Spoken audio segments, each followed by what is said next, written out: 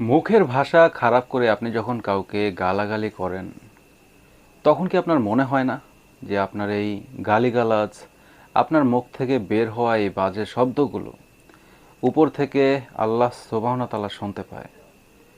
আবার আপনি যখন কাউকে গালিগালাজ করছেন, তখন ওই পাশ থেকে কোনো একজন এসে বলছে, ভাই এইভাবে মুখের ভাষা খারাপ করবেন না, এতে আপনার গুনাহ হয়, আল্লাহ সুবহানাহু ওয়া তাআলা আপনার উপর নারাজ হয়।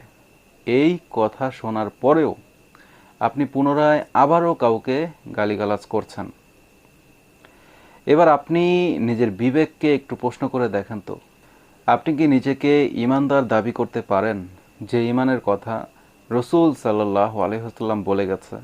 যেখানে আল্লাহ সুবহানাহু ওয়া তাআলা বলেছেন কিয়ামতের ময়দানে মানুষের আমলনামার মধ্যে সবচাইতে ভারী আমলনামা হবে মানুষের আচরণ।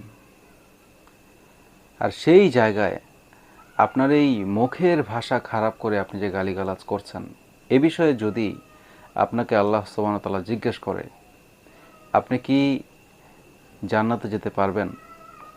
মনে হয় আপনার? যে মানুষটা কথায় কথায় মুখের ভাষা খারাপ করে, সে মানুষটা একটা ছোট লোক। তার কোনো তার ভেতরে কোনো ভালো মানুষের চরিত্র নেই, তার ভেতরে কোনো ভালো মানুষের ব্যক্তিত্ব নেই। তাই নিজেকে পরিবর্তন করেন, নিজেকে ভালো মানুষ হিসেবে উপস্থাপন করার চেষ্টা করেন। আর যে মানুষটা কথার মাধ্যমে নিজের ভালো আচরণটা মানুষের সামনে উপস্থাপন করতে না পারে, সে কেমন করে ভালো মানুষ হয়? সম্ভব না এটা।